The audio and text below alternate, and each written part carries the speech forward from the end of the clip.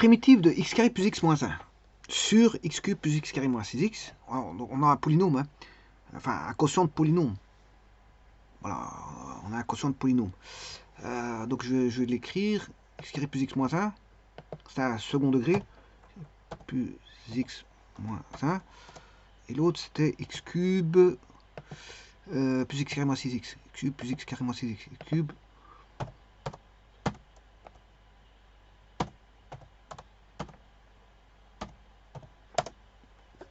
Alors donc je fais le rapport d'une fonction qui est au cube, d'un polynôme qui est au cube, avec enfin plutôt le rapport d'une fonction qui est au carré par une fonction au cube. Donc f sur g, ben, ça donne ceci. Alors bien sûr c'est toutes les racines, hein, parce que si je prends les racines de les asymptotes seront les racines voilà, de la cubique. Alors je vais les chercher, hein, je ne vais pas tout de suite les mettre bien sûr, je vais les chercher. Alors c'est très simple, il y en a une qui apparaît simplement. Il y en a une qui apparaît simplement. Bon, je vais faire dans une autre page parce que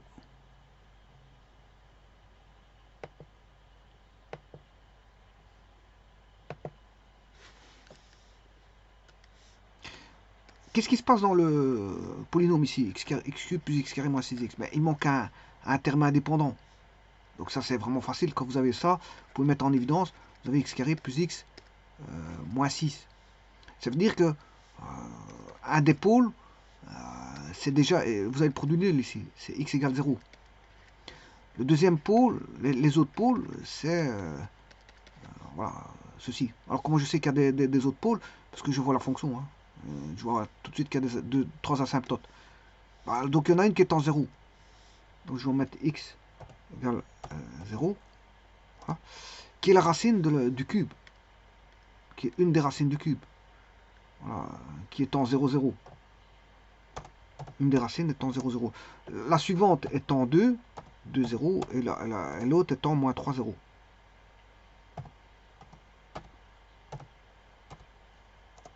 Voilà, donc là, on aura les asymptotes en x égale 0, x égale moins 2 et x égale moins 3.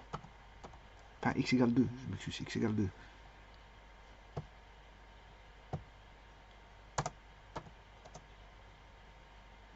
Pas 22, mais 2. 2. Voilà. Et bien sûr, j'ai une asymptote en x égale 0 pour la fonction. Voilà, et ça, je peux retirer les racines. Donc ABC, je peux les retirer. Donc vous voyez, les trois asymptotes sont là. Bien sûr, il y a aussi une asymptote horizontale qui est en y égale 0, mais je ne m'intéresse pas à ça. C'est pour ça que je la mets jamais. Je mets jamais les asymptotes horizontales parce que je ne m'intéresse pas aux asymptotes horizontales. Qui sont les limites quand x tend vers plus l'infini et les limites quand x tend vers moins l'infini de la fonction.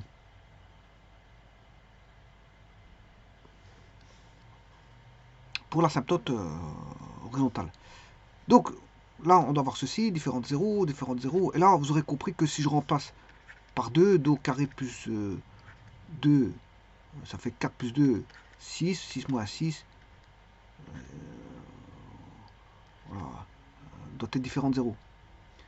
Donc là, vous avez x qui est différent de 2, mais vous avez une autre réponse, hein, parce que si vous prenez moins 3 au carré, moins 3, moins 6, ça doit être différent de 0, ben, en fait c'est x qui est différent de moins 3. Et donc vous voyez que vous avez 9. Attention qu'ici c'est moins 3 au carré.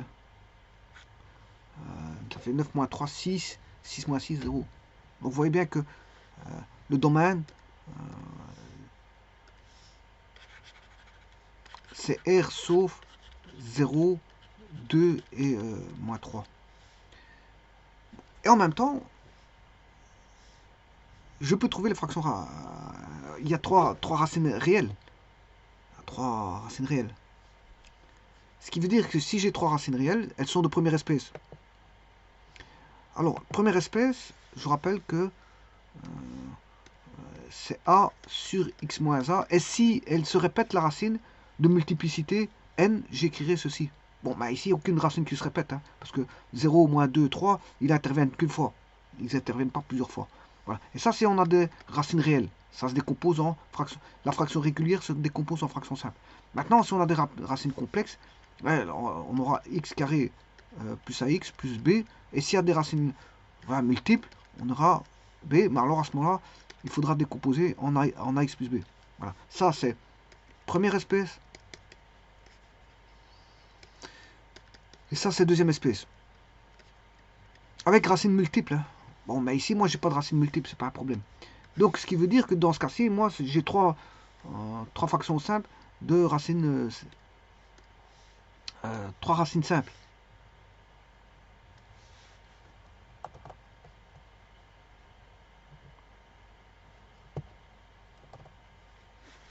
Donc, la fraction ici, la fraction régulière que vous voyez en cadré de jaune, elle va donner A sur X plus B sur X moins 2 plus C sur X plus 3. Parce que c'est X moins 3, ça fait X plus 3.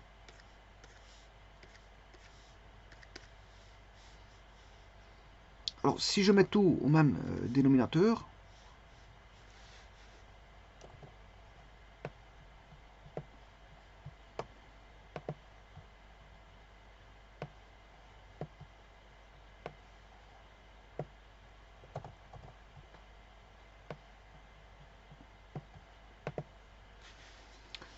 alors celui-là, le premier,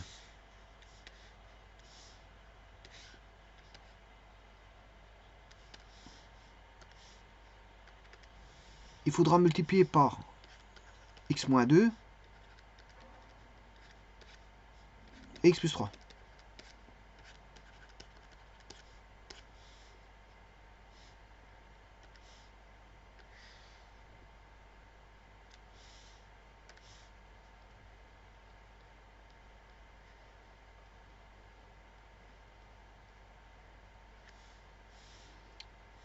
Le deuxième,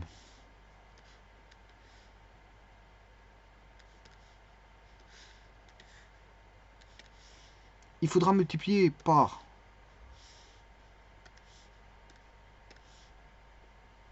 X fois X plus 3.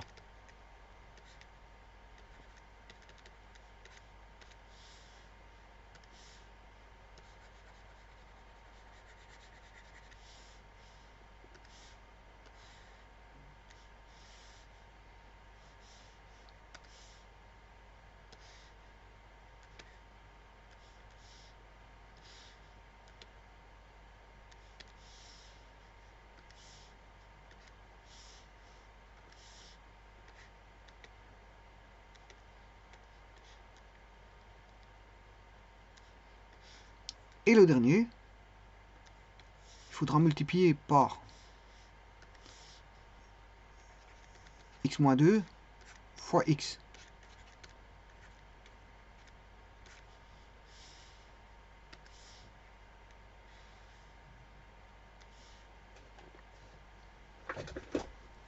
Donc le dénominateur, il est le même partout.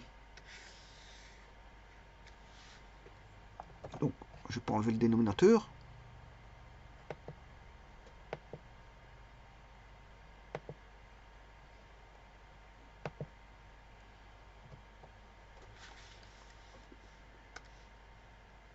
Qui vaut x cube plus x carré. En fait, là, on a bien ceci ici, ceci ici, et ceci ici.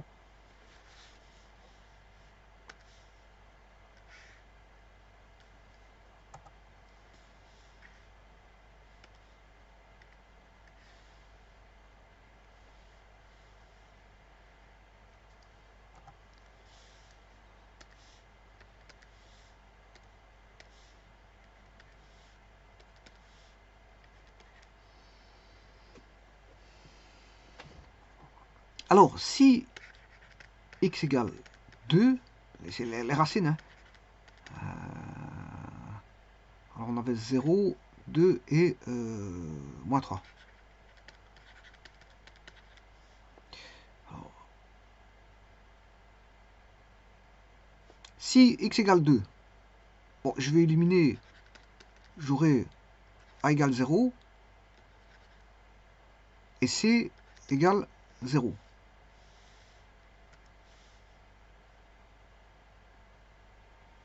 Maintenant, si je mets 3,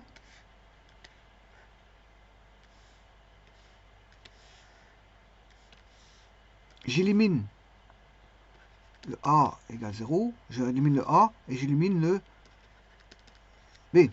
Et si x égale 0, j'élimine le b et j'élimine le c. Alors, donc, faisons ça. Si a égale 0, x égale 2,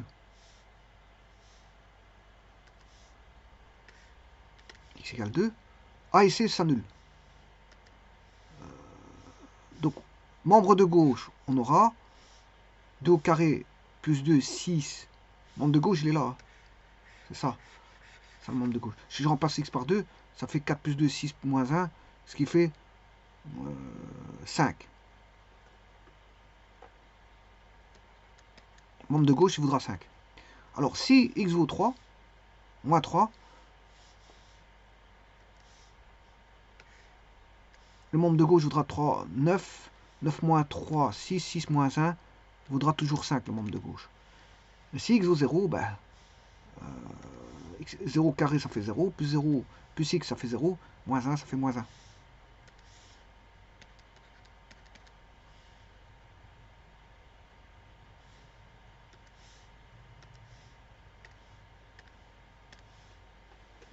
Maintenant, voyons voir le membre de droite. Le membre de droite, ben, A et C, pour x égale 2, j'élimine le A et C, il va rester ceci.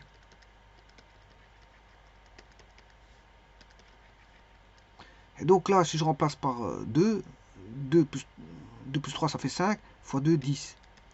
Donc 10b égale 5. Pour le suivant, si x égale moins, j'élimine le A et le B, il va rester le C. Non. Si, il va rester le C. Alors si je remplace par moins 3, moins 2, moins 5, on a moins 5C. Et enfin, si on met x égale 0, on élimine celui-là, le B et C, je m'excuse, et il reste le A. Donc, 0 moins 2, 0 plus 3, 3 fois moins 2, moins 6A. De là, je peux trouver le ABC, puisque le B, il voudra 5 dixièmes, ça fait 1 demi. 1 demi pour le B.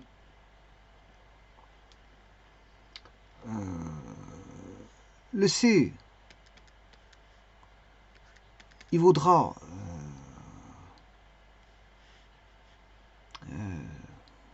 moins 39, 9 moins 3, 6 moins 1, 5.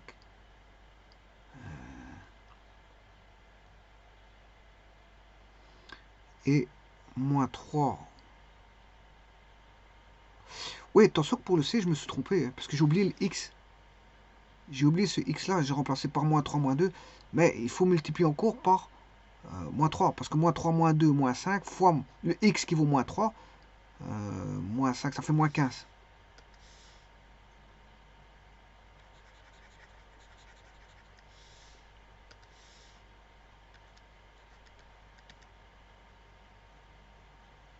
Moins 15.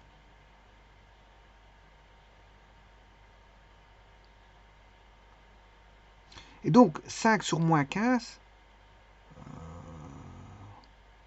c'est moins un tiers. Moins un tiers.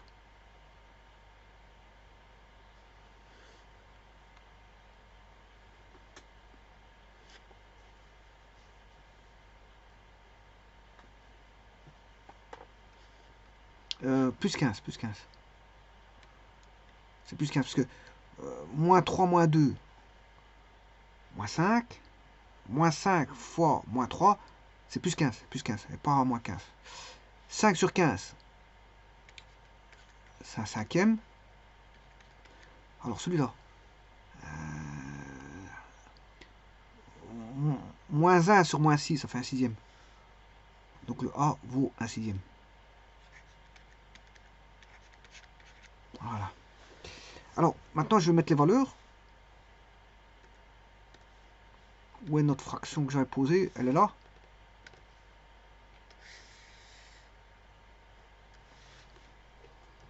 Je vais la récupérer.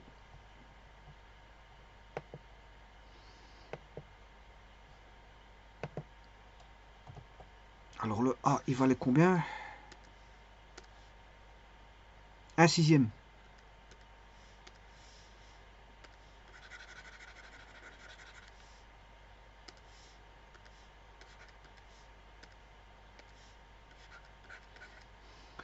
Le B,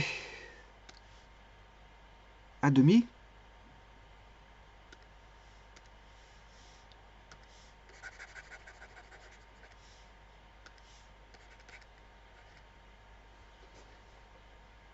Et le C,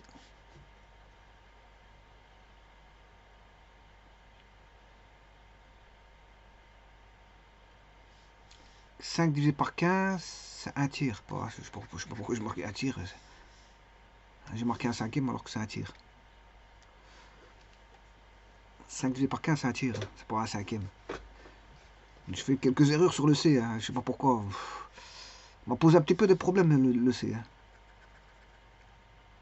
Enfin, de toute façon, c'est bon maintenant. Un tiers. Donc le C vaut un tiers.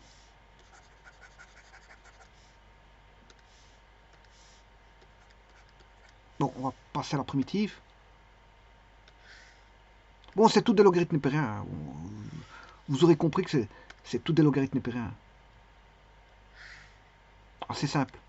Le problème ne réside pas, j'ai toujours dit, dans le calcul de la primitive. Hein. Il réside voilà, dans la formation pour avoir quelque chose qui ressemble à, voilà, une primitive qu'on pourrait reconnaître.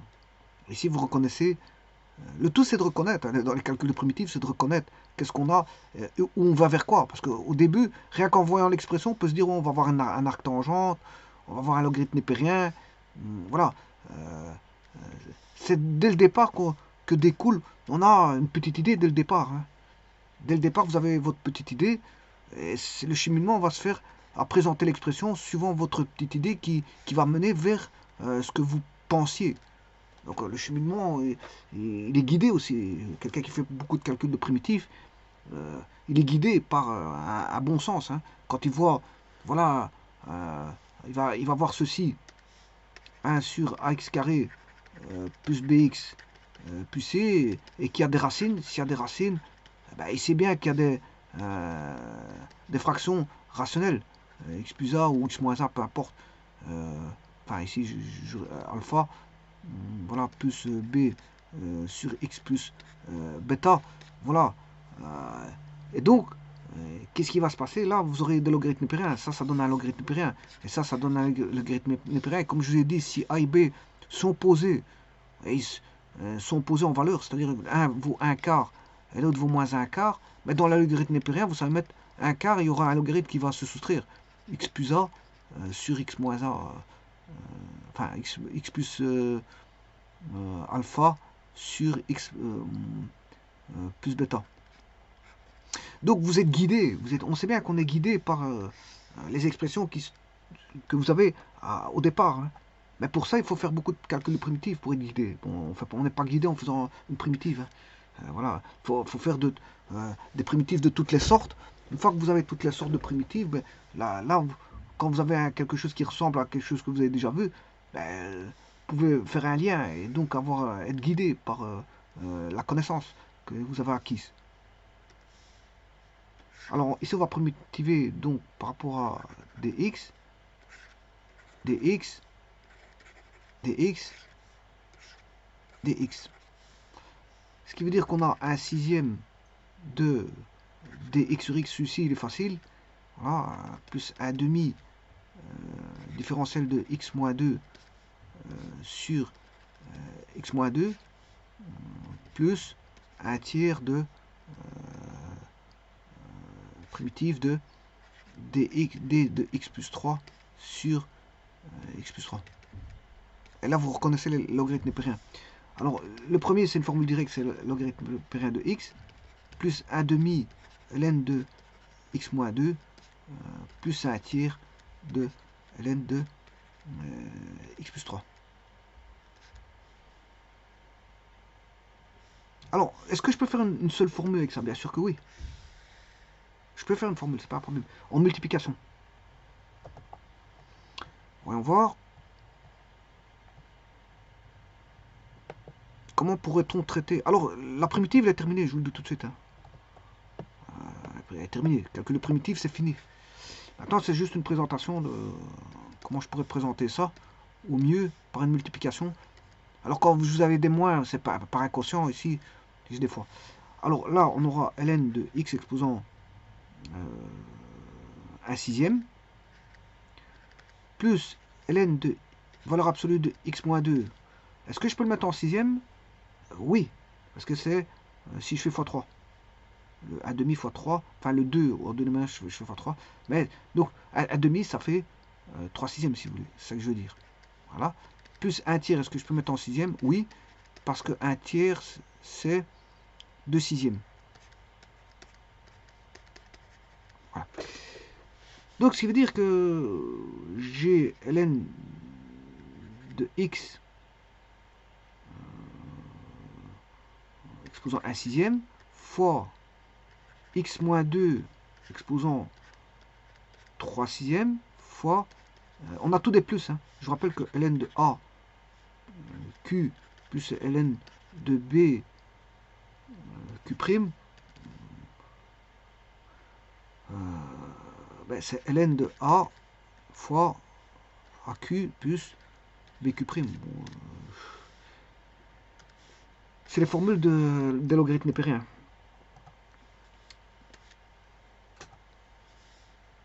Bon, il me reste le dernier.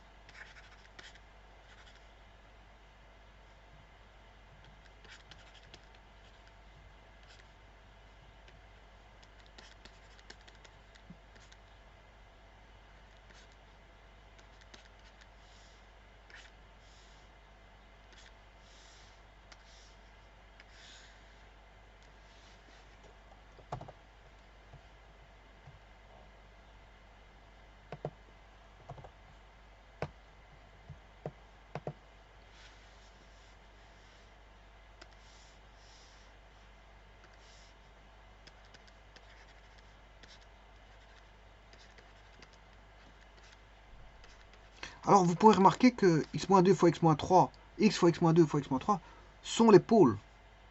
Sont les pôles de la fonction hein, de départ. Ce sont les pôles.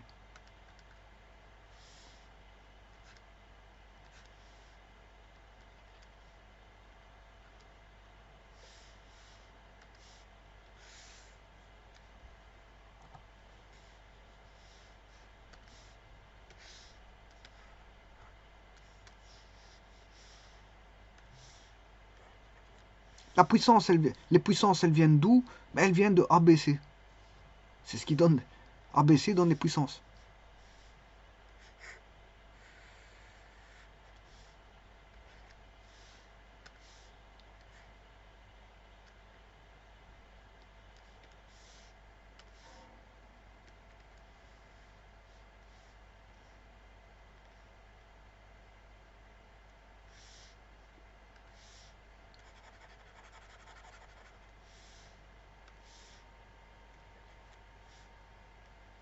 Donc ABC donne les puissances, hein, que ce soit 3, 2 ou 1, et le 1 sixième. Le 1 sixième.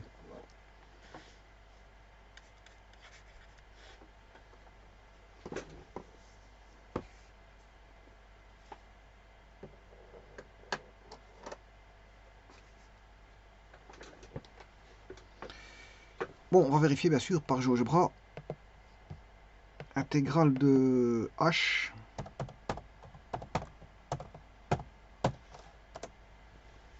Là, c'est bien ça.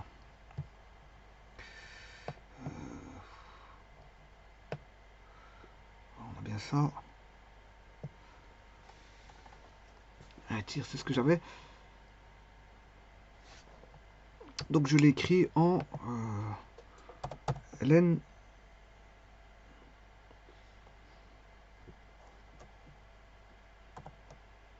x fois x moins 2 au carré fois x plus 3 exposant 3.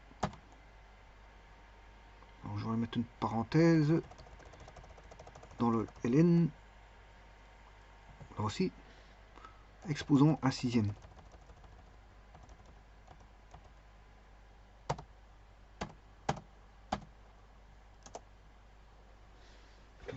Décalé.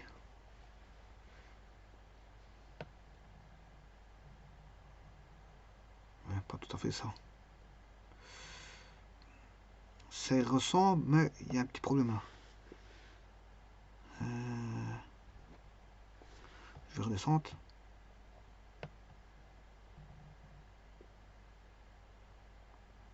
Petit décalage là.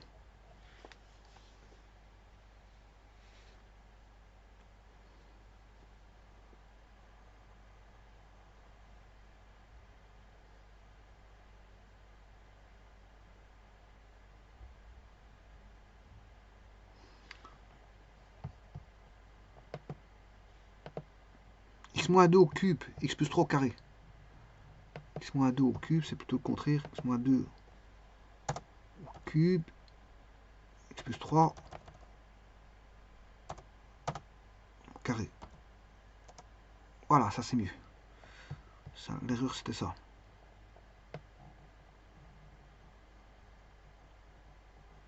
Et voilà. C'est bon.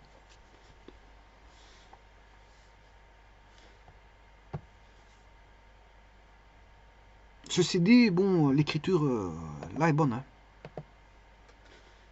L'écriture là est bonne. Je vous remercie.